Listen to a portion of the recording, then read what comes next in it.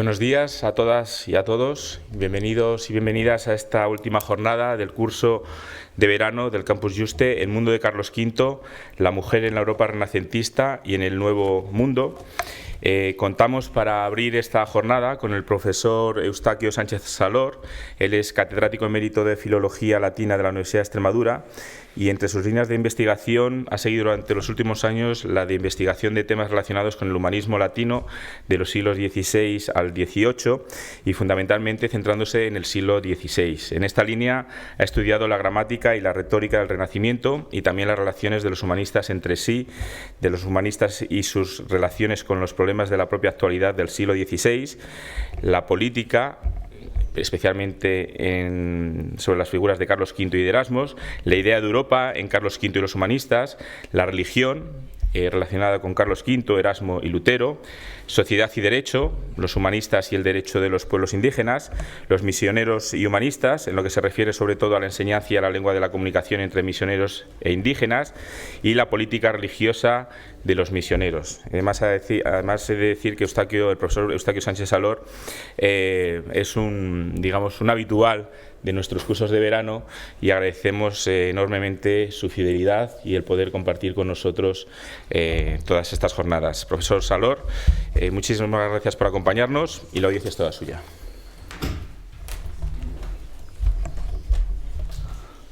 Buenos días.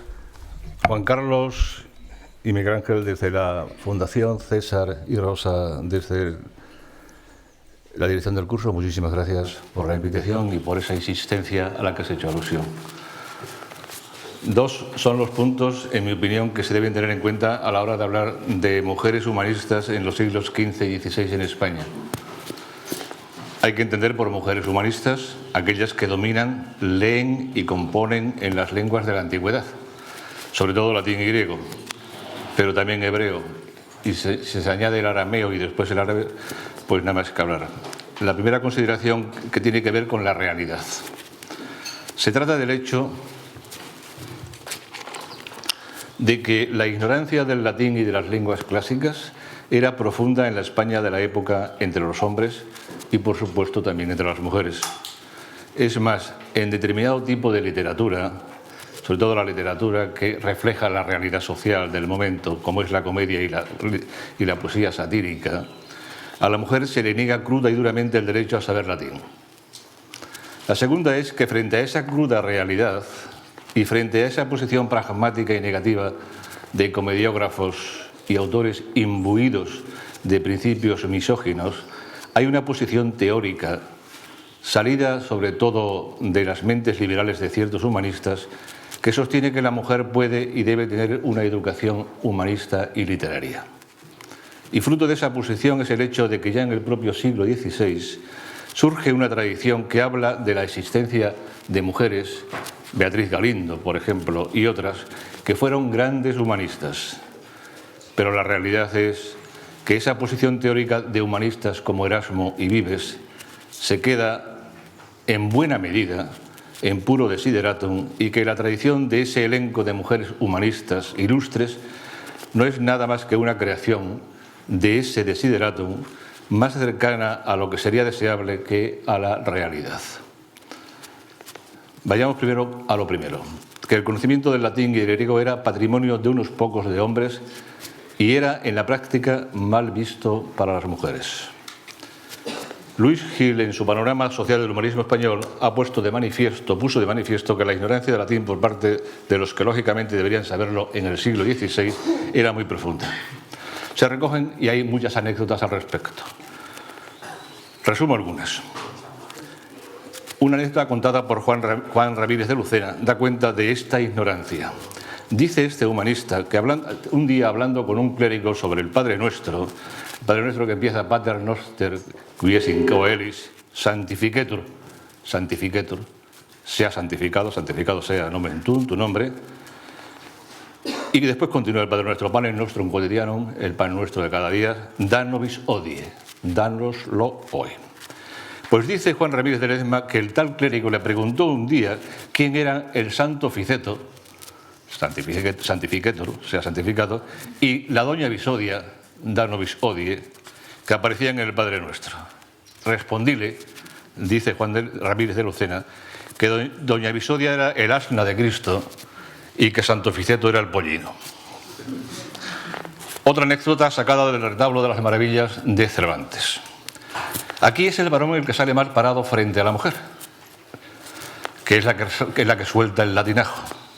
La Quirinos, esposa del empresario teatral Chanfalla, que era algo así como la gerente de la empresa teatral, al llegar a Algarrobillas, donde van a representar comedias del retablo de las Maravillas, fabricado y compuesto por el sabio Tontonelo, le dice al alcalde Benito Repollo, la Chirinos: no, señores, ante omnia nos han de pagar lo que fuere justo. Ya soltó el latinajo, ante omnia, que significa ante todo, por encima de todo, lo tienen que pagar. Es decir, lo que quiere la Quirinos es que le paguen por encima de todos. Pero uno de los peligros del uso de los latines es que no te entienden. Y entonces surge el ridículo. Es lo que ocurrió con el alcalde. El alcalde ha entendido ante omnia como un nombre propio de mujer, Antonia o Antona, y le dice a Quirinos: señora mía, aquí no os ha de pagar ninguna Antona ni ningún Antonio. El señor regidor Juan Castrado os pagará más que honradamente, y si no, el concejo. Bien conocéis el lugar, por cierto. Aquí, hermana, no aguardamos a ninguna Antona que pague por nosotros. Y ahí está el listo del lugar, el escribano Pedro Capacho, para deshacer el ridículo. Pecador de mí, señor Benito Rebollo, y qué lejos del blanco. No dice la señora autora que pague ninguna Antona, sino que le paguen por adelantado y ante todas las cosas, que eso quiere decir ante omnia. El uso del latín ante ignorantes ha provocado el ridículo. Otra anécdota de Cervantes se refiere al término busilis, cuyo significado hay que poner en relación con una ignorante interpretación de una expresión latina. Busilis es el meollo, el contenido, el fondo de una cuestión determinada. Cervantes lo utiliza dos veces. El propio Cervantes, al describir la entrada de Sancho en el gobierno de la ínsula barataria, le dice: el traje, las barbas, la gordura y pequeñez del nuevo gobernador tenía admirada a toda la gente que no conocía el busilis del cuento, es decir, lo que había detrás del cuento. Y hablando de la cabeza encantada de don Antonio en Barcelona, dice: si no eran los dos amigos de don Antonio, ninguna otra persona conocía el busilis del encanto. La explicación más frecuente se ha dado a este busilis está en Correas. Dice Correas: bien vulgar es el busilis, aunque salió y se fingió a partir de un clérigo al que examinaban para órdenes y le exigían explicar un texto en latín. Y el texto en latín decía in diebus illis. Y el griego dijo Indie, las Indias. El busilis no sé lo que significa. La explicación de Correas se mueve en el ambiente culto del siglo XVI y comienzos del XVII. Quevedo, el gran satirista, dedica un opúsculo, todo un opúsculo, no muy largo, pero un opúsculo, un pequeño opúsculo, a burlarse precisamente de una mujer petulante que presumía de saber hablar latín. El opúsculo precisamente se titula La culta latiniparla. Ya está ahí el cultísimo compuesto, latiniparla. La obra comienza así: catecisma, lo llama catecisma porque es una mujer, si no lo llamaría catecismo.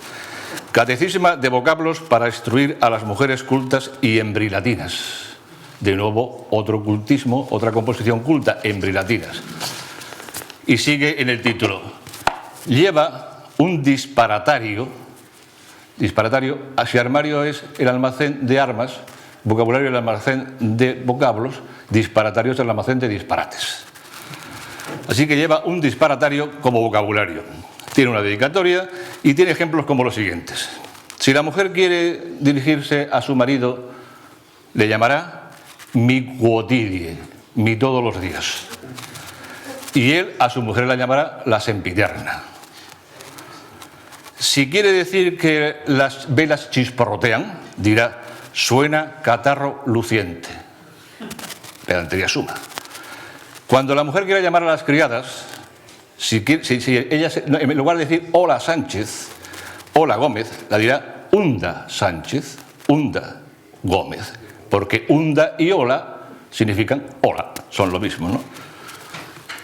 Si quiere mandar que le compren un capón, es decir, un callo capado, o que le hacen el capón, o que se lo envíen, que es lo más frecuente, que lo pida que se lo envíen, no nombre capón, no diga capón, porque eso recuerda una cierta compasión hacia el pobre animal. Que le llame tiple de pluma. Y a las rebanadas de plan las llamará planicies, y así continúa. Es evidente que Quevedo se está burlando del uso ridículo de latinajos por parte de esta mujer culta latina y parla. En Cervantes encontramos burlas sobre los latinajos de las mujeres. La expresión vobis, vobis, a vosotros, vosotros, utilizada por Sancho, varía en función de que se dirija a un culto amo, o a su culto amo, o a una dama. Prueba de que Cervantes conoce el valor concreto de esta expresión latina, vobis, vobis, y también su uso vulgar y popular, es que unas veces utiliza la expresión vobis, vobis, que es la correcta, que es el latín correcto, y otras utilizas vobilis, vobilis, que es la deformación popular, producto posiblemente de una contaminación entre vobis, vobis y bobo, bobo. Cuando Sancho se dirige a su amo, entonces utiliza la expresión correcta. Cuando le anima a que se case con Micomicona, utiliza la expresión correcta, digo. Cásese luego, encomiéndole yo a Satanás y tome ese reino que se le viene a la mano de vobis, vobis. Pero cuando se dirige a Altisodora, la descocada dama de la duquesa, utiliza la forma popular. Dice, no quiero creer que me haya dado el cielo la virtud que tengo para que yo la comunique con otros de bobilis, bobilis. Me atrevo a dar aquí una explicación del origen de la expresión que no se ha dado hasta ahora que yo sepa. El origen puede estar en las palabras de San Pedro en su primera carta, cuando dice Christus passus est pro vobis, vobis relinquens exemplum. Cristo padeció por vosotros, a vosotros dando ejemplo. La repetición de vosotros, de vobis, primero como beneficiario de la pasión de Cristo y después como destinatario del mensaje de Cristo, es un recurso para enfatizar la expresión, mediante la repetición.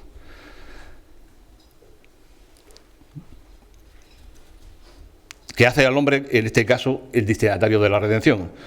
Y por eso la repetición vobis, vobis, pasaría a significar algo así, o a referirse a algo así como a un bobo receptor, a un receptor pasivo, a un receptor que no ha hecho nada por recibir lo que recibe, ¿no? De ahí el bobilis, bobilis. El ambiente, pues, entre satíricos y comicógrafos era muy crítico hacia el humanismo de las mujeres. Paso al desideratum teórico. La figura de la mujer culta, incluso humanista, en el siglo XVI es sostenida por una doble vía.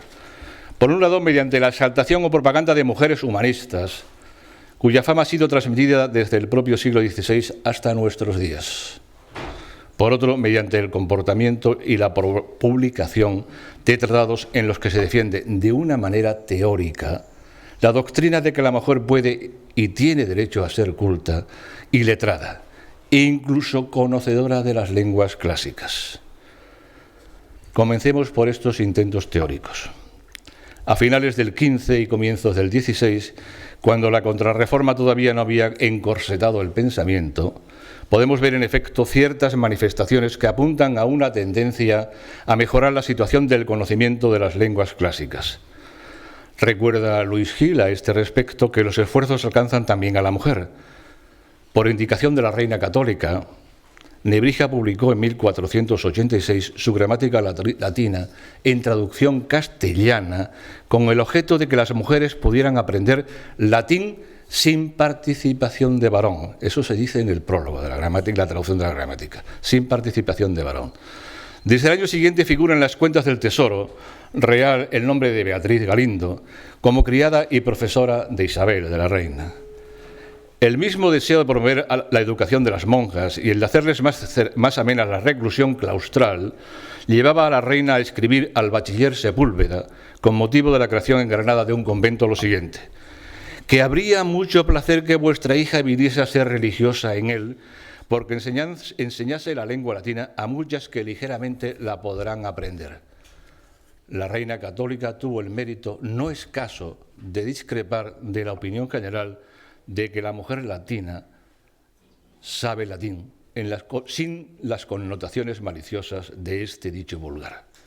Y es que ella, según Marineo Sículo, hablaba castellano graviter et ornate, es decir, con profundidad de pensamiento y con elegancia.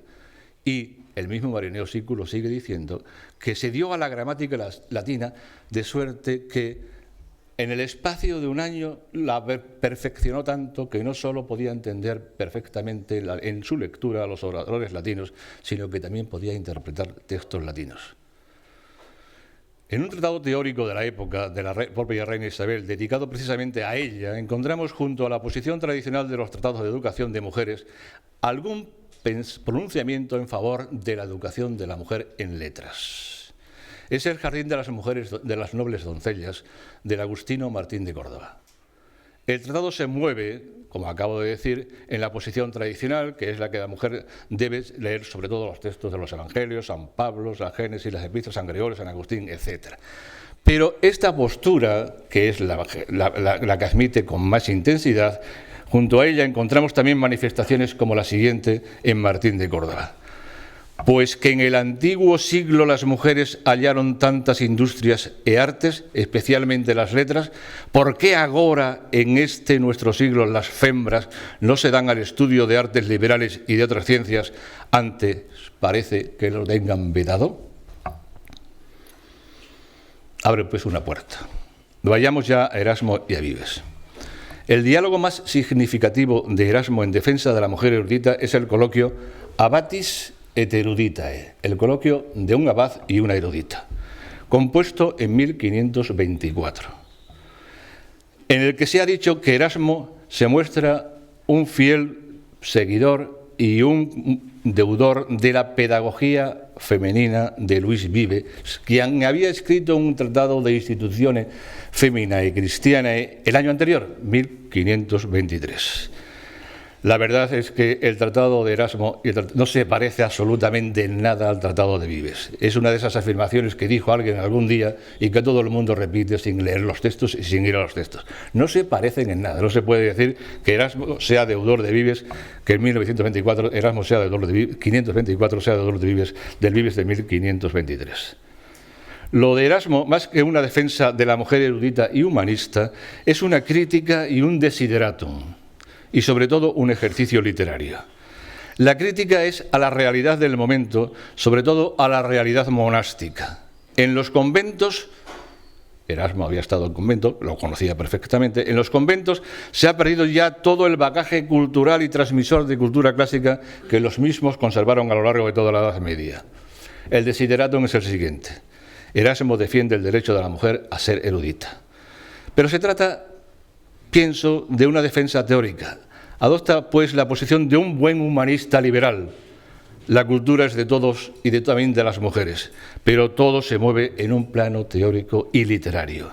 El coloquio Abatis et eruditae parece más un ejercicio literario que un tratado teórico de defensa de la mujer erudita, aunque ahí está la defensa de la necesidad de que la mujer y del derecho a la mujer a ser erudita. Vamos a ver algunos textos rápidamente.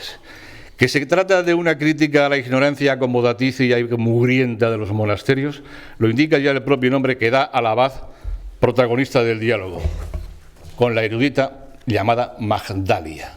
El abad se llama Antronius. El propio Erasmo, en su adagio 1468, dice que Antronius era el nombre que se daba en otro tiempo a un asno de cuerpo enorme y deforme, pero de mente estúpida y torpe. Antronius asinus ol indicebatur, qui deformi praegrandique mole corporis esset, caeterum ingenio stupido bardoque. Los comentarios dicen que con el personaje de Antronius, Erasmo está pensando quizás en Henry Standish, un franciscano inglés al que llama en una carta Episcopus a Sancto Asino, obispo de San Asno. Pero no se trata solo del nombre, se trata sobre todo de las palabras que pone en boca del abad. Comienza el diálogo en una habitación que se supone que es la de Magdalia, la mujer erudita, y pregunta el abad a la mujer qué hacen en esa habitación unos enseres. Supelectilen es el término utilizado por Erasmo, y supelectilis en latín significa eso, los enseres, los cacharros de la casa. Pues bien, los cacharros por los que pregunta son los libros que la mujer tenía en la estantería. Llama cacharros a los libros. Y añade que los libros son poco decorosos en el caso de una mujer y doncella como ella. Le pregunta Magdalia al abad si no ha visto nunca libros en estancias de mujeres. Y el abad responde que sí, pero libros en francés y no en latín, ni en griego. Reniega pues el abad del humanismo y defiende, si es que defiende a los libros, los escritos en vernáculo. Cuando la mujer le pregunta al abad qué es para él vivir bien, él responde que se vive bien somno, durmiendo, convivis, comiendo, libertati faciendi quae velis, con la libertad de hacer lo que quieras, pecunia, con dinero. Y cuando le pregunta más adelante en qué emplean él y sus monjes el tiempo libre, responde que prolixae preces, rezos prolijos, cura rei domestique, preocupación por la casa, por limpiar la casa, venatus, la caza, equis, los caballos, etc. Todo menos clásicos. Tras debatir si la sabiduría ayuda a bien vivir, el abad termina tajante: yo no consiento que mis monjes tengan libros. Y es que no quiere, dice él, el abad, tener mónacos responsatores, monjes respondores. Da por supuesto que si leen libros en latín, serán monjes respondones. Tras esta dura crítica a la vida ignorante de los monasterios del momento, Erasmo pasa en el diálogo a la defensa del derecho de la mujer a ser erudita. Y la defensa comienza así. Labor de la mujer, dice Magdalia, es administrare domum y educare filios. Este es el silogismo mayor, la premisa mayor de un silogismo. Labor de la mujer es administrar la casa y educar los hijos. El abad acepta inmediatamente la mayor y responde que ello es cierto. Parece haber caído en la trampa, pero ella añade la premisa menor. No se puede administrare domum y educare filios sin sapientia, sin sabiduría. El abad inmediatamente niega la menor. Ella insiste, pero es que a administrar la casa y a educar a los hijos me enseñan los libros. Sí, dice el abad, pero no los libros en latín. ¿Por qué?, pregunta ella. Porque non convenit ea lingua foeminis. No es conveniente esta lengua a las mujeres. Y añade que los libros en latín perjudican la pudicitia, la pureza de la mujer. Magdalia responde que ello no es razón, porque también los libros en francés tienen nugaquísimas fábulas, relatos livianos, ligeros, que pueden perturbar la pudicitia de la mujer. Añade entonces el abad otra razón. Tutioret sunt a sacerdotibus sinesciant latine, que en traducción muy libérrima sería algo así: son más fáciles de engañar por el cura las mujeres si no saben latín. La respuesta de Magdalia a este argumento se la ha dado ya el abad cuando antes ha dicho que los monjes suyos no saben latín. No podrán engañar a las mujeres si tampoco ellos saben latín. Insiste el abad con otro argumento. El vulgo, el pueblo, piensa que no es necesario que las mujeres sepan latín. El vulgo, dice ella, responde ella, no marca la norma de lo que es bueno y lo que no es bueno. No hay que seguir la opinión del vulgo, sino la opinión de los mejores. Y siguiendo a los mejores, fiat solitum quod erat insolito. Se convertirá en normal lo que no era normal, lo que era anormal. Fiat suave, lo quod erat insuave. Se convertirá en suave lo que no era suave, y así sucesivamente. Y sigue un tópico. Los libros, dice el abad, quitan cerebro a las mujeres, las cuales ya de por sí tienen poco. Magdalia responde que ella no se atreve a decir, con mucha elegancia responde Magdalia, dice, no se atreve a decir cuánto cerebro tiene el abad. Pero lo que sí sabe es lo poco que tenga ella, prefiere dedicarlo a la sabiduría en lugar de a las preces que se recitan sin saber lo que se dice, a banquetes nocturnos y a beber de vasos grandes. Y sigue otro tópico. El contacto con los libros, dice el abad, genera locura. Más locura, responde ella, genera el contacto con borrachos, malandrines y malhechores, que estaban dentro de los conventos, de los monasterios, claro. Y más adelante insiste el abad. He oído decir con frecuencia que una mujer sabia es 2 veces necia. Magdalia responde que sí, que se dice eso, pero lo dicen los necios. Además, la mujer sabia no alardea de ser sabia, es la necia la que alardea de saber algo. La necia es necia dos veces. Una porque es necia y otra porque cree que no es necia, sino sabia. Me viene a este respecto a la mente aquí lo que se lee en un tratado medieval de Miseria Hominis. Se lee algo así como lo siguiente: el ciego se queja de su ceguera, el cojo de su cojera, el sordo de su sordera. Todos se quejan de sus deficiencias. Al único que no he oído nunca quejarse es al tonto de su tontuna. El abad se resigna. Yo al menos no quería tener una mujer docta conmigo. Y la mujer responde que ella no querría tener un marido como el abad. No le falta al abad el argumento de la muerte. ¿De qué sirve saber mucho si al final mueres igual que los que no lo saben? Ella argumenta: ¿y tú qué prefieres? ¿Morir necio o morir sabio?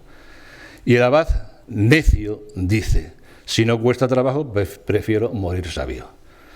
Pone Magdalia el ejemplo de mujeres antiguas que fueron eruditas. Y aquí se inicia, o aquí está ya el apunte de esa tradición de mujeres eruditas del siglo XVI. Entre ellas, pero vamos, empieza por las mujeres antiguas. Entre ellas cita a Paula y Eustoquio, las corresponsales de San Jerónimo. El abad dice que eran casos raros. Sí, dice ella, eran rara avis, pero recurriendo a un argumento ad personam, añade: lo que no es raro hoy día, sino que es lo más común y vulgar, es que haya abades ignorantes. Además, hoy día, añade, no es tan raro que haya mujeres eruditas, dice ella, Magdalia. Las hay en Italia, en Hispania, en Alemania y en Inglaterra. Y amenaza Magdalia: llegará un día en que nosotras, las mujeres, presideamus in scholis, presideamos las escuelas, estemos al frente de las escuelas, y ocuparemos mitras vestras, vuestras mitras, vuestras cátedras episcopales. Dios lo impida, dice el abad, y termina ella: permítaseme echar una sonrisa. He resumido el diálogo entre el erudito y el abad para que se vea que esto es ciertamente una defensa de la necesidad de que la mujer sea culta, conozca el latín, conozca las lenguas clásicas, pero también para que se vea que es un ejercicio literario de Erasmo. La construcción en diálogo, con propuestas y respuestas, ingeniosas y torpes, tiene más de ejercicio retórico que de defensa doctrinal y teórica del derecho a la mujer a la cultura humanística. Pero ahí está, de la pluma del gran Erasmo, esta defensa en boca de Magdalia de la necesidad y el derecho que tiene la mujer a conocer las lenguas clásicas y a ser culta. Vayamos ahora al De Institutione Feminae Christianae, publicado en Valencia en 1523 por Luis Vives. No se parece en nada a la obra de Erasmo que se publicó a un año después y que acabamos de analizar. La de Vives sí es un tratado teórico y no un ejercicio literario, pero es un tratado teórico en el que lo que se defiende es que la formación y educación de la mujer cristiana se ha de centrar sobre todo en la defensa de la pudiquitia. Todo gira en torno a la pudiquitia. El resultado es un tratado en el que lo que se defiende no es un modelo de mujer culta, sino un modelo de mujer pura, también de mujer culta, pero sobre todo y por encima de todo de mujer púdica. Es cierto que para ser culta, dice Vives, una mujer debe tener formación en libros, pero no son exactamente libros del humanismo, sino libros de formación religiosa. En el prefacio dedicado a Catalina, la reina de Inglaterra, comienza sentando la novedad del tema. Dice que se trata de un argumentum ut maxime necessarium, de un tema de la misma forma que muy necesario, ita nulli actenus tractatum, de la igual forma no tratado hasta ahora por nadie, lo cual es falso, había sido tratado ya, al menos en la línea en que lo va a tratar Vives. Y sigue diciendo: ni Jenofonte ni Aristóteles, que trataron de re familiari, ni Platón, que lo hizo de re publica, dijeron nada ad mulierem officium pertinentem, nada relativo al oficio o a las obligaciones o a la función de la mujer. Y sigue diciendo: Tertuliano, Cipriano, Ambrosio, Agustín, Fulgencio, hablaron de virginibus et viduis, pero lo hicieron más para conducir a la mujer a un tipo de vida determinada que para formarla. Exhortaban a la mujer ad optima et altissima, pero no se preocupaban de erudire inferiora. Anuncia 3 libros y dice que los 3 se deben leer, etc. La formación en Pudiquitia elimina ya de la formación de la mujer aquellos libros, dice Vives, en los que se enseña todo lo contrario a la Pudiquitia. Execrabilius es scelus, execrable es el crimen, dice Vives, de aquellos que se lanzan a corromper ese único bien de la mujer, de las mujeres. Es como si alguien le quita a un bizco el único ojo por el que ve. Por ello, arremete contra los que escribieron Foeda et Spurca Carmina, versos feos y sucios. Entre ellos, claro está, Ovidio y Catulo. De todas formas, curándose en salud, Vives dice que nadie piense que sus preceptos son severos. Mucho más severos, claro, y esto es cierto, han sido otros escritores eclesiásticos anteriores a él, faltaría más. La Pudiquitia exige otro tipo de aprendizaje. En la edad en que una mujer debe aprender cosas, debe empezar por aquellas que atañen al cultivo del alma y al gobierno de la casa. A esa edad puede aprender también letras, pero al mismo tiempo que aprenda letras, aprenderá también a trabajar la lana y el lino. Letras, lana y lino, pero insiste sobre todo en lo último, en lo de la lana y el lino.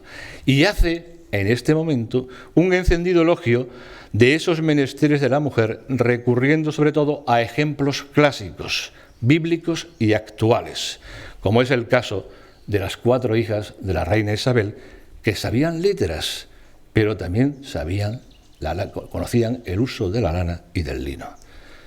El capítulo 4 trata de doctrina puellarum y todo se sigue centrando en la Pudiquitia. ¿Dónde se aprende la Pudiquitia? Si se mira la historia, apenas encontraremos mujer docta que haya sido impura. ¿Pero docta en qué sentido? Docta es que haya leído los extraordinarios consejos de los santos padres sobre la castidad, la soledad, el silencio, los adornos y el vestido de la mujer. Y sale aquí Vives al encuentro de una objeción que se le podía poner.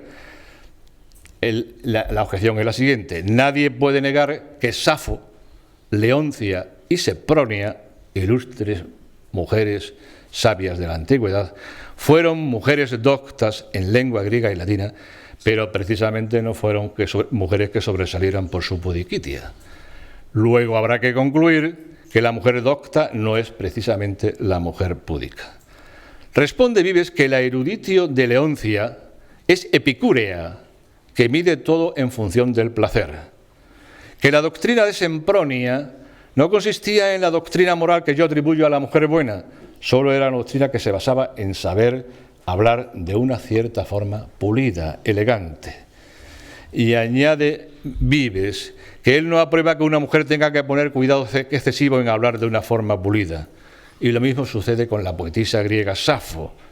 La buena doctrina de una mujer, termina diciendo Vives, está en cultivar no un discurso de una forma elegante, sino en cultivar la virtud.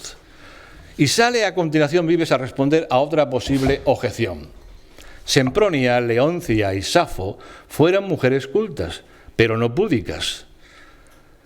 La objeción: pero ha habido a lo largo de la historia muchas mujeres doctas y cultas que al mismo tiempo han sido pudicae. Ese es el verdadero bien, dice Vives. Pero primero, la Pudiquitia. Y pone ejemplos. De Cornelia, la madre de los Gracos, dice que fue una mujer Pudicitiae exemplar, un ejemplar, un modelo de Pudiquitia, y que Filius Edoquis enseñó a sus hijos. Pero primero, Pudicitiae exemplar. De Globulina, hija de Cleóbulo, uno de los 7 sabios de Grecia, dice que vivió tan entregada a las letras y a la sabiduría que permaneció virgen toda su vida, despreciando todo tipo de relación carnal. Primero, la sabiduría, pero esa sabiduría le llevó a una vida totalmente impregnada de Pudiquitia, que es el fin último. Y así otros muchos ejemplos. La pudiquitia y la sabiduría van unidas para Vives.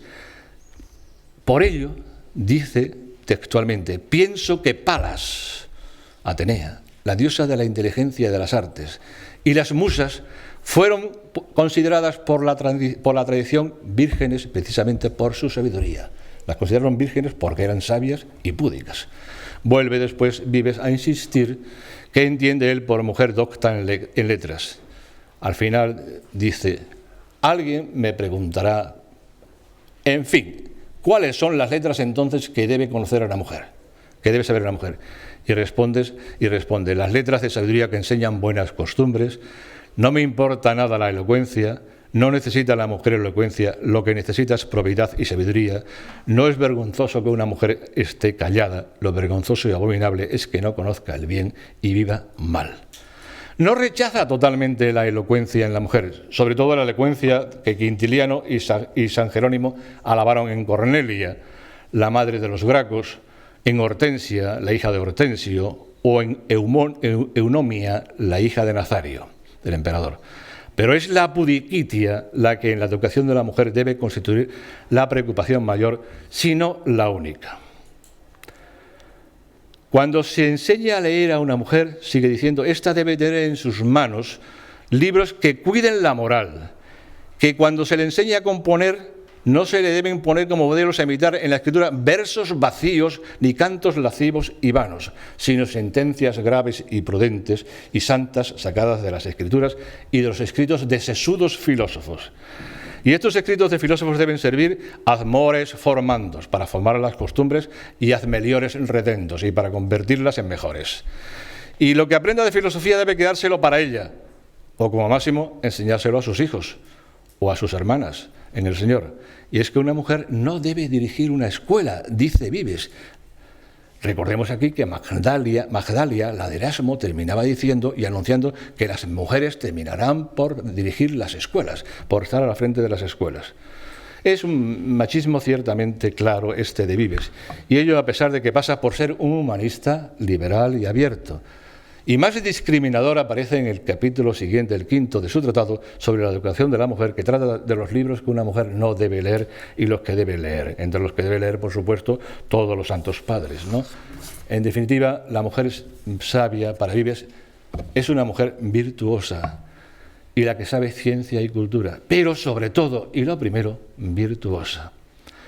De manera que los tratados teóricos, que podrían en principio ser tratados de defensa de la mujer humanista, por obra de dos humanistas que pasan por ser liberales, y lo fueron, no son, en el fondo, tratados teóricos que defienden la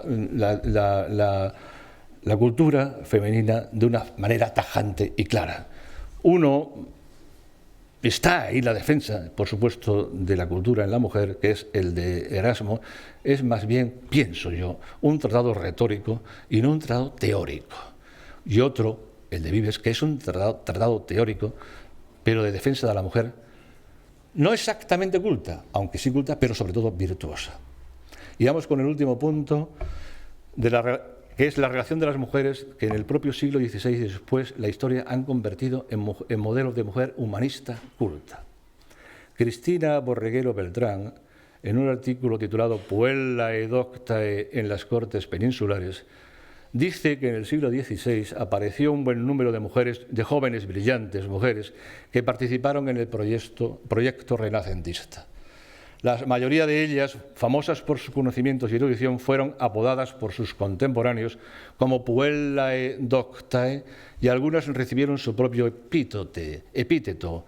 Una fue llamada la políglota, o la docta, doncella en bellas artes, otra la Minerva española, o la Calíope lusitana, o la 10ª musa. Habla de Cristina de Pisa, interviniente en la famosa querella académica medieval sobre la mujer. Habla de Beatriz Galindo, cuyos conocimientos y dominios del latín le valieron el sobrenombre de la Latina, sobrenombre que después dio nombre a todo un barrio de Madrid, que todavía es la Latina.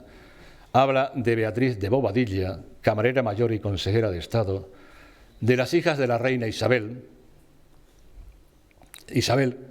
que llegó a ser reina de Portugal, Juana, reina de Castilla, de la que se dice que cuando llegó a Flandes, su excelente educación le permitió hablar y responder en latín a los nobles y personalidades de aquel estado.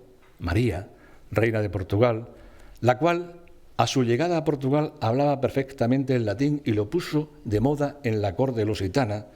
Y por último, Catalina de Aragón, que fue, dice, el ejemplo más claro de la educación recibida en la corte de su madre.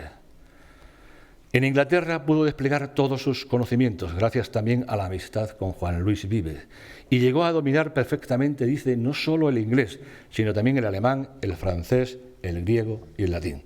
A mí me parece mucho.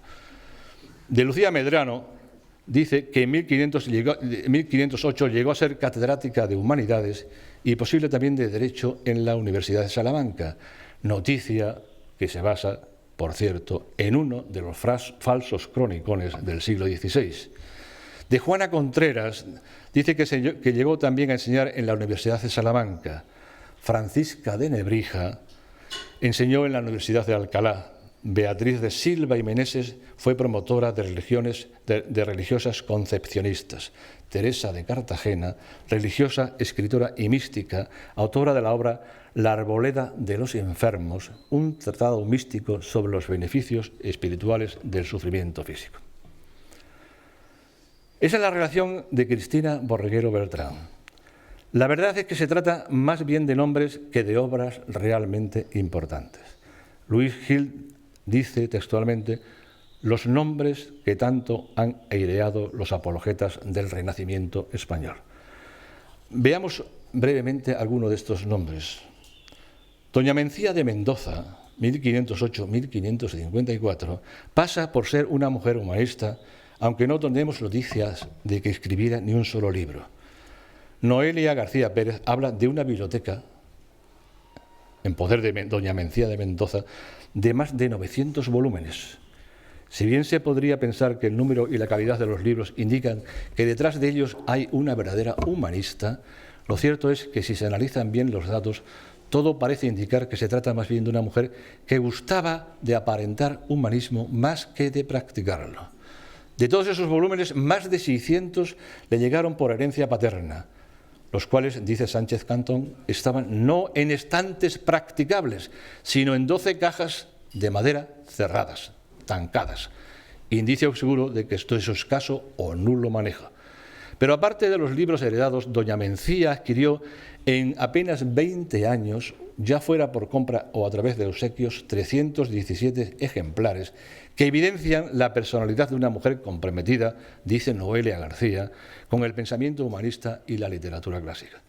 Sin embargo, no debemos caer en el error de atribuir a Mencía los méritos de una biblioteca patrimonial heredada en sus 2/3 partes. Y hay que añadir que lo que indican los títulos y los autores de los 317 libros adquiridos por ellas es que esta mujer busca nombres más que contenidos.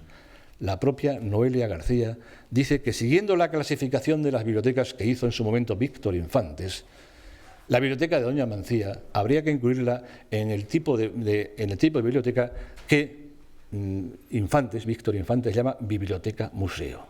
¿Qué es una biblioteca museo? Aquella en la que el libro representa un exponente de riqueza en correspondencia con una serie de bienes que integran a los libros en un testimonio de posesión y de lujos.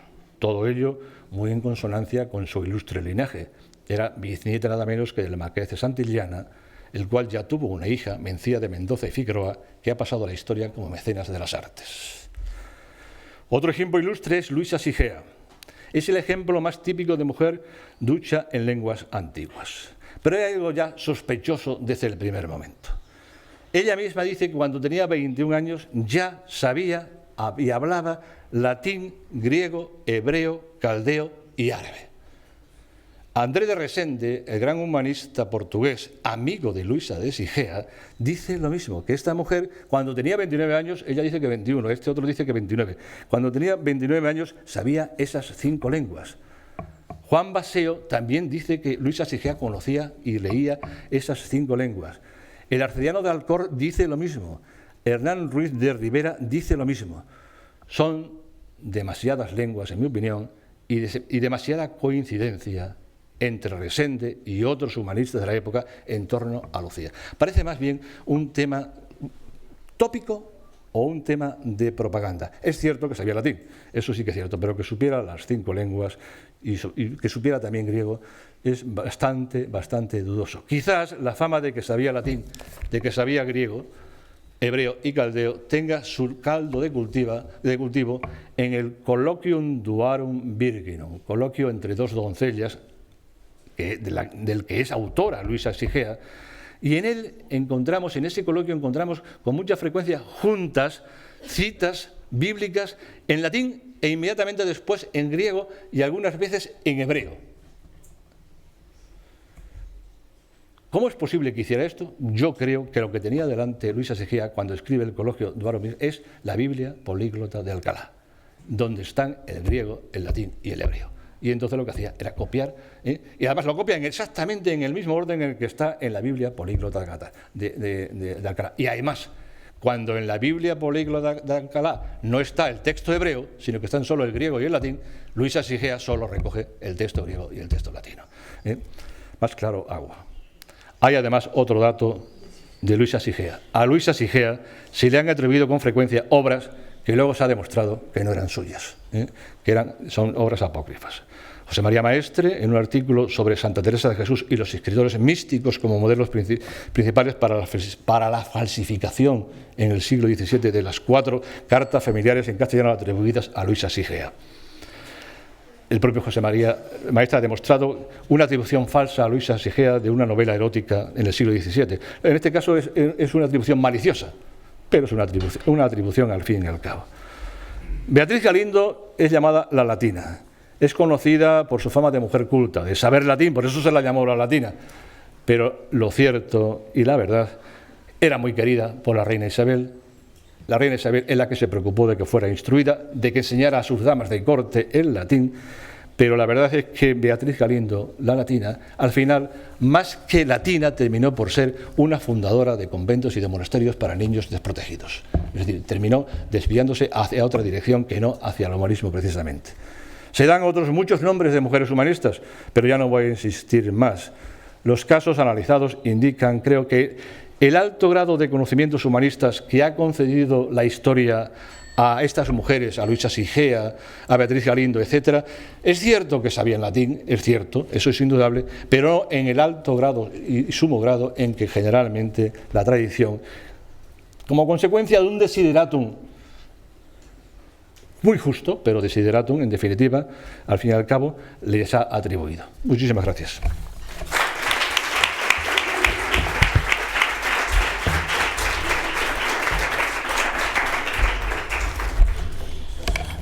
Muchísimas gracias, profesor Sánchez Salor. Qué bonita manera de empezar la mañana con este paseo analítico literario, hablando de Erasmus, de Luis Vives. Sí que me sorprende esa postura de Luis Vives que mencionaba, ¿no? Donde, a pesar de que defendía que las mujeres deberían saber las letras, no dejaba de lado esas obligaciones ligadas al género femenino en la época. Sí que me ha divertido mucho ese diálogo entre el abad y Magdalia desarrollado por Erasmo, donde sí que se pone de manifiesto, por lo menos ya en la época, ese debate, ¿no?, sobre si la mujer debe ser culta, si debe ser erudita o no. Esas dudas que se plantean al final, ¿no?, sobre si realmente esas atribuciones que tenían algunas de las mujeres son ciertas o no. Cuando hablaba de la poliglotía de Luisa Sigea, que se pone también en duda, ¿no? Yo a veces pienso, ¿y por qué no? ¿Por qué no podría saber tantos idiomas? Si bien está contrastado a través de ese análisis de la Biblia políglota de Alcalá, como que, bueno, parece ser que eran textos copiados, pero bueno, quiero creer que a lo mejor 3 idiomas podría conocer perfectamente, pero lo que sí se pone de manifiesto es que hay un debate y hay un deseo, ¿no?, en cuanto a la mujer debería ser una mujer erudita, y deja en cuestión, no en cuestión, sino ese manifiesto de su título en su ponencia de un desideratum teórico, ¿no? Si se pasó de la teoría a la práctica.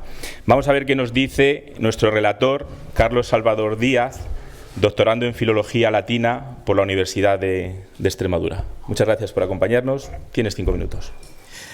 Buenos días. Lo primero, darle las gracias a Eustaquio por la charla maravillosa. Como siempre, es un placer escucharle y aprender de él. No voy a hacer un resumen muy profundo ni una reflexión muy profunda, porque prefiero que siga hablando el profesor. Pero sí que me llama la atención que llevamos hablando todo el curso sobre cómo las mujeres de Carlos V se cuidaban entre ellas, eran sus valedoras, sus maestras. Si no recuerdo mal, Margarita es la profesora o tutora de Carlos.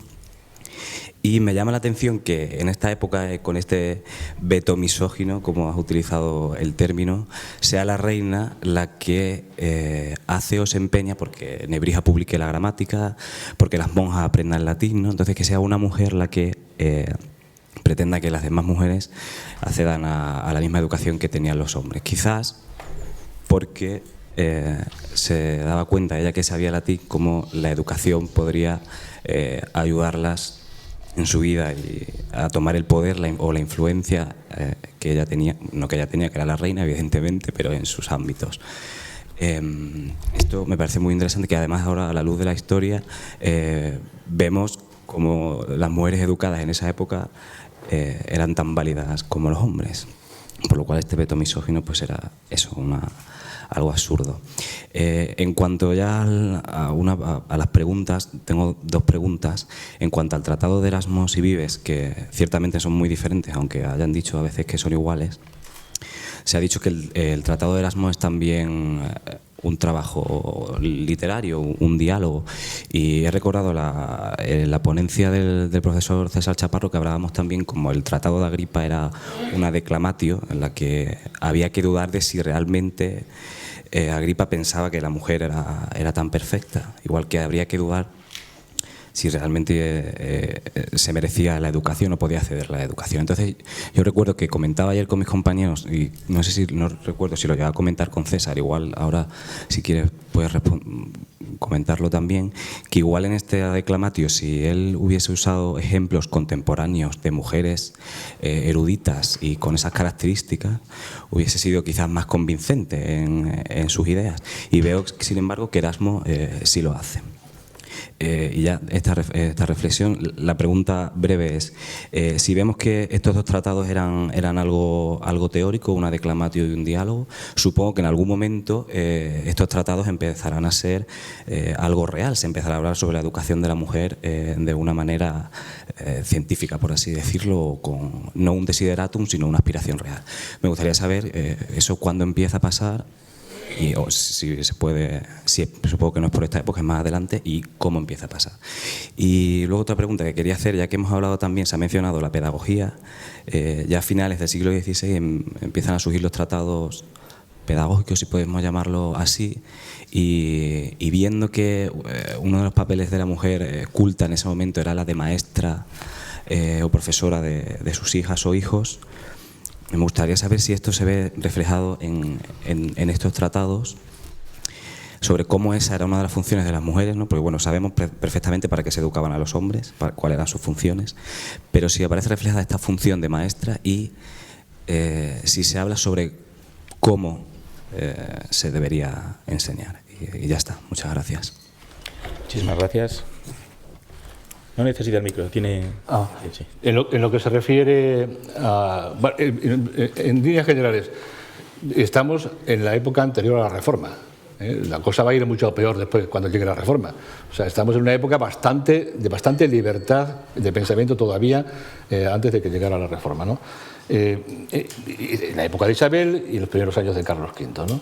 La verdad es que Isabel fue una gran mujer en el sentido amplio de la palabra, una gran mujer tanto desde el punto de vista feminista como desde el punto de vista gobernante como desde el punto de vista de la cultura, Y ella, una de sus obsesiones era precisamente rodearse de mujeres y enseñar a mujeres a saber pues la lengua fundamental para llegar al conocimiento, que era el latín. Toda la transmisión cultural y científica durante siglos estaba en latín, de manera que si la mujer quería acceder a la cultura y a la ciencia tenía que saber latín, y su obsesión fue rodearse de mujeres que supieran latín y de mujeres a las que enseñar latín. Lo que pasa es que pues no tuvo mucha suerte, porque algunas pues terminaron por ser fundadoras de monasterios, como he dicho, aunque tenía unas grandes perspectivas desde el punto de vista del humanismo, y otras terminaron por ser místicas, por ejemplo Carvajal, ¿no?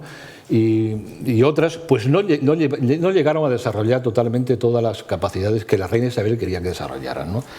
Pero vamos, su intención desde luego es evidentemente la de una gran mujer que quería enseñar a las mujeres y que quería que las mujeres tuvieran acceso a la cultura y a la ciencia a través de la lengua por la cual podían tener acceso a la cultura y a la ciencia, que era el latín, ¿no? En lo que se refiere a los tratados, el caso de Vives es realmente, como señalaba Miguel Ángel, el caso de Vives es realmente extraño, aunque defiende que la mujer debe leer libros, sin embargo su opción fundamental es que debe ser púdica, es la pudicidad. Lo primero es la pudicidad y después lo otro. ¿Por qué? Está detrás de la religión. El consentimiento religioso en este momento todavía no es mucho, a comienzos del siglo XVI, después era mucho más, pero desde luego lo que está detrás es la religión, evidentemente, ¿no? Y por eso quizás Vives no dé el paso definitivo. Erasmo, desde luego, defiende claramente en boca de Magdalia, defiende claramente la necesidad de que la mujer y el derecho de que la mujer sepa latín y sepa griego para poder acceder a la ciencia y a la cultura. Lo hace en un marco que es un marco puramente literario. Ahí está la labor del crítico, saber hasta dónde ahí está la retórica y dónde empieza la realidad del pensamiento, el pensamiento verdadero. La verdad es que yo me inclinaría casi en un 50%, ¿no? El tratadito el diálogo es retórico, aunque también, por supuesto, hay defensa de la mujer, ¿no? A partir de la reforma la situación va muchísimo peor, ¿eh? La situación va bastante peor en lo que se refiere a todo lo que he expuesto aquí. Muchísimas gracias, profesor Eustaquio. Salor, tiene aquí la palabra, pide el profesor Chaparro. Sí, puede acercar el micro y así ya tenemos. Y muchas gracias. No, como ha hecho alusión a la intervención mía, claro, es que precisamente en esto último que ha dicho Eustaquio está el asunto de que sobre temas que son controvertidos y que pueden de alguna manera contravenir la tradición y la norma, se usen quizás un género literario, un armazón literario por el que puedan ser incluidos en el libro, luego posteriormente en el índice de libros prohibidos. Y eso pasaba con Agripa y eso al parecer también pasa con Erasmo. ¿Hasta qué punto lo que se dice en una pieza de ese tipo, que es pieza retórica, es el pensamiento del autor? Ese es el problema que siempre tenemos, ayer, hoy y mañana. Según el canal retórico o literario que usemos. No obstante, yo creo que en el asunto que yo hablé de Agripa se mueve en un círculo, ¿verdad?, más ya de reforma, más protestante, está rodeado de eso. Y yo creo que eso le hace tener un signo o una particularidad quizás política y sociológica diferente de quien se mueve quizás en otros círculos. Pero el problema principal es este último, el que se ha dicho de hasta qué punto, Eustaquio dice 50-50, pero se podría decir 75-25 porque... Sí, claro, sí, evidentemente. No sabemos hasta qué punto eso. El caso es que lo que hay que ver, creo yo, es la repercusión que tales estudios o que tales libros han tenido posteriormente. Por ejemplo, el de Agripa fue quizá uno de los tratados más populares de Agripa. Se hicieron traducciones en inglés, en francés, en alemán, en italiano, inmediatamente después, lo cual quiere decir que interesaba su contenido. Entonces, por eso digo que, en fin, es un debate que... Sí, profesora, se presenta para que... Beatriz Antón, de la Universidad de Valladolid. Muchas gracias, Eustaquio, la verdad que lo he disfrutado mucho. Y a propósito de Erasmo, ¿no tendría en mente, al escribir ese tratado, a la hija de su amigo Tomás Moro, Margarita Moro, que ya tendría por entonces unos 20 años. Acércate. Ya fue cultísima, era una mujer que conocía el latín y la más culta de su época, ¿no? ¿Tú piensas que puede...? Es muy posible, es muy posible. De la misma forma que detrás del abad está un clérigo inglés, es muy posible que también detrás de ella esté también una joven inglesa, sí, es muy posible. Es que esa amistad que tenía especial con Moro y que además alababa a la hija de Tomás Moro, ¿no? Sí, sí, sí, es muy posible. Además creo que se conocían, el clérigo este al cual alude con el nombre de Antronius, sí, se conocía con la... Se podía... Entonces igual era un 75%. Es muy posible. Vamos subiendo. Bueno, es un decir. Vamos subiendo el índice. Creo que la profesora de CODES también quiere hacer algún comentario. Sí, muchas gracias, profesor, porque realmente es para disfrutar sus palabras, su ponencia, su forma de exponerlo. Yo quiero recalcar algo muy interesante que me parece para todos nosotros que estamos en esta sala y especialmente para las mujeres, porque claro, la defensa de la necesidad de que la mujer sea culta y tenga derecho a una formación humanística incluye el conocer el latín y griego. Yo no sé cuántas de ustedes, de vosotras y de vosotros, habéis estudiado latín y griego. ¿Hay alguna? Estudiar, sí.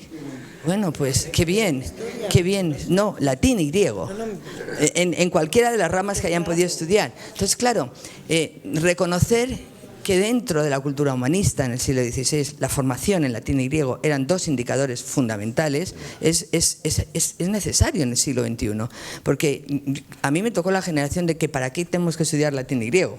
Entonces, bueno, es muy grato efectivamente encontrarse con esto, pero la pregunta va en otra línea. La pregunta va en la línea de lo que Luis Vives considera una mujer que tenga efectivamente esa formación humanista, que además efectivamente maneje la pureza desde el punto de vista de los valores morales a través de los tratadistas y de los sagrados padres. Pero hay otro tema interesante, que eso es a lo que yo voy. Las llama virtuosas. El concepto de virtuoso, de mujer virtuosa, porque a mí me ha venido la asociación siguiente. Trabajando sobre el modelo constitucional de Estados Unidos, observas que cuando Thomas Jefferson, el tercer presidente de Estados Unidos, habla de la República, habla de ciudadanos virtuosos. Es un concepto anglosajón, tomado de la referencia humanista del siglo XVI, deduzco, porque es muy difícil dentro de las fuentes anglosajonas encontrar el término virtuoso. ¿Cuál es el origen que se cuela en el pensamiento de Jefferson cuando habla de república de ciudadanos virtuosos, que contribuyan al bien común de la comunidad? Es una interpretación. El ciudadano virtuoso es el que contribuye no solamente a su bienestar, sino al bien común de la comunidad. Entonces tú dices, bien, qué bueno. O sea, ¿y qué más hay? Entonces, este término de virtuoso conlleva también un sentido religioso profundo de valores cristianos, de moral cristiana. Entonces, yo no sé si hay alguna asociación entre un modelo cultural y otro. Gracias. Es que el término, tal como se ha entendido por Jefferson, yo creo que es el término latino de virtus. Es el término romano de virtus, que no es el término cristiano. La virtud romana es lo que tú acabas de definir, es el hombre que es comprometido consigo mismo y con el Estado, y que es valiente consigo mismo y que es valiente para defender al Estado, y que es eficaz en la defensa del Estado. Es la virtus romana. Esa es la virtud. Después esa palabra, como otras muchísimas, como caritas, por ejemplo, al pasar al cristianismo, pues adquiere unos matices que no tienen, o que se alejan bastante de la virtus o del concepto romano. Se trata de los neologismos semasiológicos que cogen los cristianos y cogen la palabra, algo de su significado, pero lo cambia totalmente. Y entonces la virtus romana no se parece en nada a la virtus cristiana. El concepto de virtus no es exactamente el mismo. Sí es el de Jefferson, el romano, creo. Muchísimas gracias. Tenemos otra reacción por aquí. La profesora Gloria Franco. A ver, los estudiantes también os podéis animar a preguntar, ¿eh? Sí, yo no quería hablar porque hablo siempre, pero bueno. Bueno, lo primero, felicitar al profesor Eustaquio, porque nos ha hecho, yo creo que una de las cosas que más me han gustado de su disertación es que nos ha colocado muy bien en el contexto ambas obras. Quiero decir que yo muchas veces, y que como trabajo sobre historia de las mujeres, pues veo cómo se ha interpretado muchas veces estas obras, y claro, oír decir que Vives era feminista o protofeminista porque hace su Instituto Femina Cristiana, pues claro, hay que pensarlo, ¿no? O que, bueno, que el propio Erasmo, que es verdad que era mucho más abierto, pero que esto era un ejercicio literario. Me parece que eso es fundamental y que no todo el mundo sabe poner en su sitio. Así que felicitación, lo primero, por ello. Segundo, bueno, yo creo que cuando Isabel I piensa en la educación y piensa en la importancia del latín, está pensando en sus hijas, efectivamente, porque sabe que van a ser instrumentos de esas estrategias matrimoniales que hemos comentado y que se van a ver en otras cortes. ¿Cuál era el idioma por excelencia en el XVI? El latín. Si se conocía el latín, se podía hablar con cualquiera, porque todavía las lenguas vernáculas no estaban tan generalizadas. Entonces, si una castellana sabe latín, puede estar en Francia, puede estar en los estados italianos. Es que era fundamental. Es que era fundamental. Entonces, ella lo que quería era dar una muy buena educación a sus hijas porque sabían el papel que iban a tener que cumplir. Entonces, una cosa es que pensemos en la educación que se va a dar a estas mujeres que por su nacimiento van a cumplir un papel determinado, y otra cosa es del común de las mujeres, que es a donde yo voy a hablar ahora. O sea, no podemos hablar de porque esté Luisa Sigea, Beatriz Galindo y 20 más de la educación de las mujeres. Son excepciones, son mujeres singulares. El común de la educación de las mujeres era nula. Vamos a ver, el Renacimiento, una de las cosas que hace es interesarse por la educación y por lo tanto se convierte en tema de debate de la educación masculina, la educación femenina, pero no nos engañemos. Se está hablando fundamentalmente de una educación dirigida a los hombres, porque las mujeres, y eso lo dice muy bien Vives, ¿cuál es el papel que se le reserva a las mujeres? Ya no solamente que lo diga Vives, que habla de la mujer virtuosa, púdica, sino que si nos vamos a toda la literatura normativa de la época, ¿qué es lo que están diciendo? Que las mujeres en casa y que las mujeres lo que tienen que hacer es... sus obligaciones son domésticas y luego el bordado, el hilado, etcétera. Pensemos en Fray Luis de León, es posterior, de acuerdo, pero ¿qué es lo que dice? ¿Qué es lo que está aconsejando a sus sobrinas? Entonces, bueno, pues vuelvo a una aportación muy interesante que hizo Joan Kelly hace muchos años, que en un artículo dijo: ¿tuvieron renacimiento las mujeres? Porque es verdad que culturalmente, para la Europa de la época, el Renacimiento significó un avance, pero para las mujeres no. Y desde luego la irrupción del derecho romano y su importancia en la legislación europea va a ser de retraer aún más a las mujeres a ese ámbito doméstico. Y luego, que no olvidemos que en esta época todavía se pensaba que las mujeres no tenían inteligencia, no tenían talento. Hasta 1726, en que lo diga Feijóo, que con la autoridad que tenía la gente se lo creyó. Entonces, hasta que realmente la sociedad no acepta que las mujeres tengan talento, es decir, tengan inteligencia, es decir, tengan una aptitud y capacidad para el conocimiento, es cuando se va a hablar en realidad de la educación. Y ya termino, no nos olvidemos, el siglo de la educación va a ser el siglo XIX.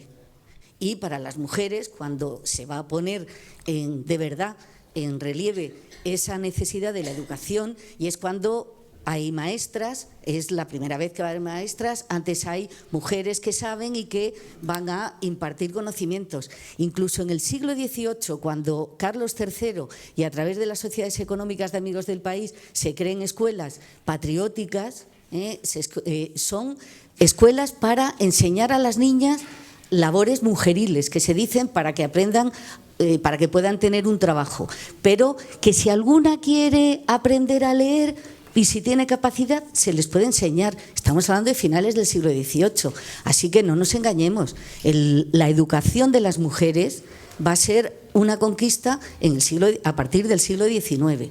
Y eso lo digo en términos reales de hablar de números de mujeres, porque excepciones siempre ha habido, y mujeres que desde luego tenían talento, eso no es discutible, pero sí la sociedad lo discutía, pues aquellas que pudieron por su familia, por sus padres, por su nacimiento, pudieron acceder al saber y a la cultura, pues claro que sabían, en un grado u otro, pues poder leer, poder escribir, no latín, pero podían. Pero ¿cuántas eran? Eran muy pocas. Entonces, realmente, volviendo a su ponencia, a mí me parece que el ejercicio de Erasmo es muy interesante, pero efectivamente un desiderato. Y en el caso de Vives, desde luego, pensemos a quién iba dirigido su tratado, que era María Tudor, y luego que en realidad para él lo importante en una mujer es que era virtuosa, no una mujer con conocimientos. Bueno, Vives, sí, eso es cierto. El objetivo fundamental y el fin fundamental último de Vives es la pudiquitia. Pero al menos también acepta que la mujer debe saber.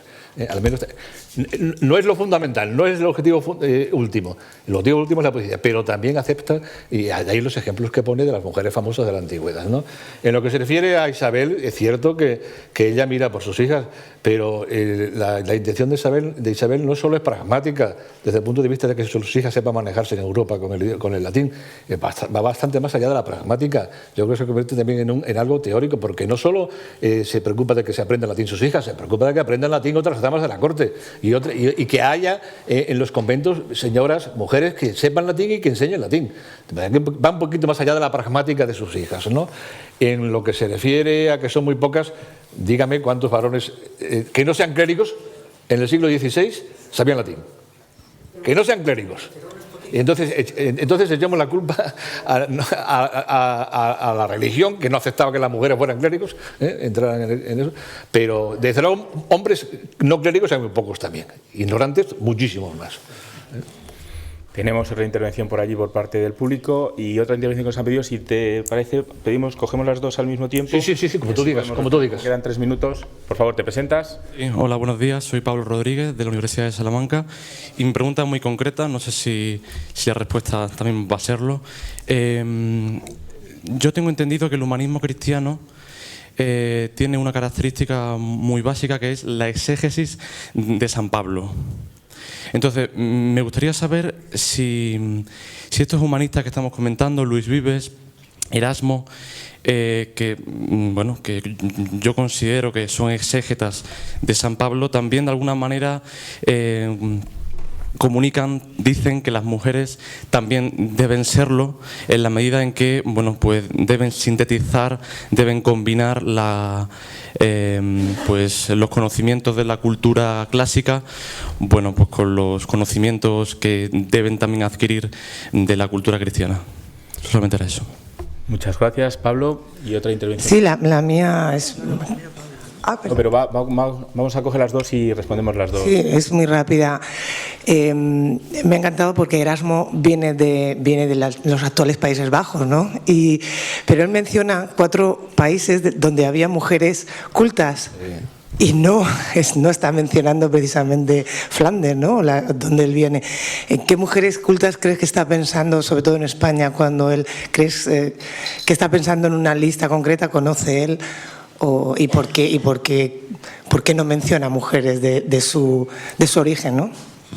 Muchas gracias. Pues en lo que se refiere a esto último, yo creo que en el caso de España está pensando en las hijas, las que conoce perfectamente, las hijas de la reina, y sabe que en la corte de Isabel hay mujeres cultas. Hubo intento de que hubiera mujeres cultas, eso lo sabe perfectamente Erasmo y lo conoce perfectamente. Erasmo lo mismo que conoce las mujeres que hay en la corte de Carlos, ¿no? El emperador Carlos.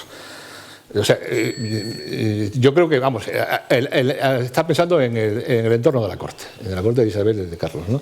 En lo que se refiere a Erasmo y Vives como exégetas de San Pablo, yo creo que, conocen a San Pablo perfectamente, ¿no? Pero no son exégetas de San Pablo, son mucho más, son algo bastante más. Erasmo y Vives, el humanismo cristiano de Erasmo va bastante más allá del pensamiento de San Pablo, bastante más. El humanismo cristiano es la defensa del miles cristianos como hombre formado como hombre y formado como cristiano. Es la unión, del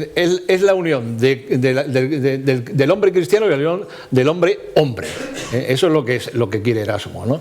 Y esa unión realmente, San Pablo todavía no estaba, porque en la época de San Pablo no existía el cristianismo. San Pablo es uno de los que inician el cristianismo, ¿no? De manera que sí conocen a San Pablo, pero no se puede limitar la posición de Erasmo y Vive a ser puros exégetas de San Pablo. Son bastante más, creo. Muchísimas gracias. Justo a tiempo, con lo cual un gran aplauso para el profesor y para el relator.